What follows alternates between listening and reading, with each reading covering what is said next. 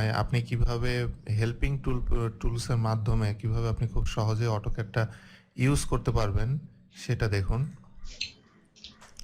এখানে অটোক্যাডের মধ্যে আপনি সাপোজ কোনো একটা টুলস আপনি একটা টুল ইউজ করতে চান।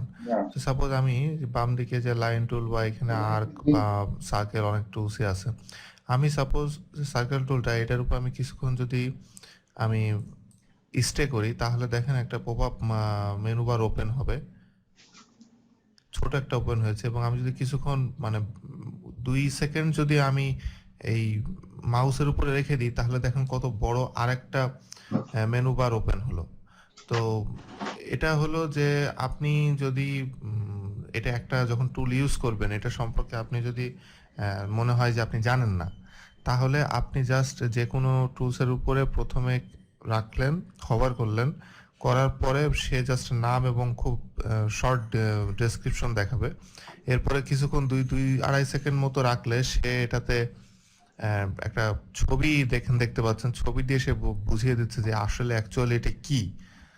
আর এরপরে আপনি যদি মনে করেন না এটাও সাফিসিয়েন্ট না আমার জন্য, নিচে এই যে উইন্ডোজটা ওপেন হয়েছে এখানে দেখেন, এখানে যে নিচে এই যে উইন্ডোজটা ওপেন হয়েছে এটার ভিতরে নিচের দিকে দেখেন press F1 for more help, মানে আপনি যদি আরো ইনফরমেশন চান আপনি F1 চাপবেন। আমি যদি F1টা ক্লিক করি তাহলে এই জায়গায় দেখেন ইন্টারনেট এক্সপ্লোরারে এটা ওপেন হয়েছে। যদিও এটা হলো অটোক্যাডের হেল্পটা আপনার HTML বেস, যার কারণে এইভাবে ওপেন হচ্ছে।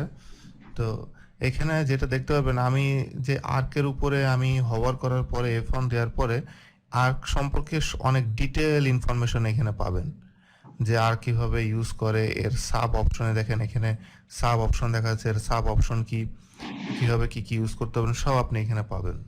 এটা হলো যে শর্টকাটে আপনি একটা কিছু সম্পর্কে জানতে চাইলে, টুলস সম্পর্কে জানতে চাইলে পাবেন। অথবা আপনি যদি এখন সাপোজ আপনি সার্কেলে ক্লিক করেছেন, ক্লিক করে আপনি এখন অলরেডি কমান্ডের ভিতরে, এই অবস্থায় আপনি যদি এখন F1 ক্লিক করেন, দেখেন F1 ক্লিক করার পরে এই সার্কেলের এটা চলে এসেছে সার্কেল সম্পর্কে। তার মানে আপনি টুলের ভিতরে থাকা অবস্থায় আপনি F1 চাপলেও হবে। তার মানে আপনি হভার করলেও জানতে পাচ্ছেন, F1 দিয়েও আপনি জানতে পাচ্ছেন। আরেকভাবে জানার উপায় আছে, দেখেন টাইপ এ কি অর ফ্রেজ। এখানে আমি সাপোজ যদি লাইনে লিখে আমি যদি এন্টার দিই, দেখেন এখানে কি কি শো করছে। সাপোজ আমি এখানে যে লাইন দেখতে পাচ্ছেন এই লাইনে যদি আমি ক্লিক করি,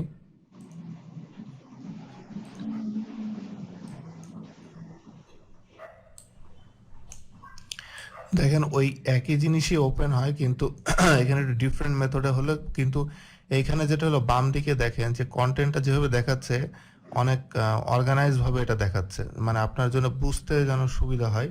এটার জন্য যে লাইন টিন সম্পর্কে কিভাবে ইউজ করা যায় অনেক ডিটেল ইনফরমেশন আপনি এখানে পাবেন। তো এই কয়ভাবে আর কি আপনি এই যে হেল্প যেটা অটোক্যাডে সেটা আপনি নিতে পারবেন। এরপরে ডায়ালগ বক্সের মাধ্যমে আপনি হেল্প নিতে পারেন।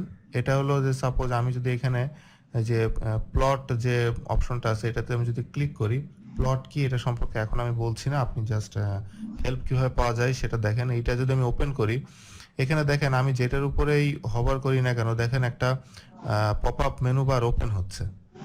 আপনি যেখানে যান এটা ওপেন হচ্ছে। তার মানে এখানে দেখাচ্ছে যে এইটা আসলে কি জিনিস, কোনটা কি জিনিস। আপনি একটা জিনিসের অপশনের উপর নিলে সে আপনাকে জানিয়ে দিচ্ছে এইটাই জিনিস। এটা পড়লে যেন আপনি শর্টকাটে মোটামুটি 2-3 সেন্টেন্সের ভিতরে বুঝতে পারেন কি বলা হচ্ছে।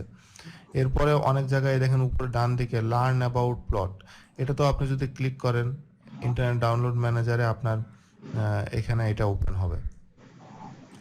তো এইভাবে মানে বিভিন্নভাবে বিভিন্ন হেল্পিং অ্যাক্সেস এখানে দেয়া আছে, মানে অনেক সহজে আপনি জানতে পারবেন কোনটা কি। এভাবে বিভিন্নভাবে আপনি অটোক্যাডটা অনেক দ্রুত শিখতে পারবেন।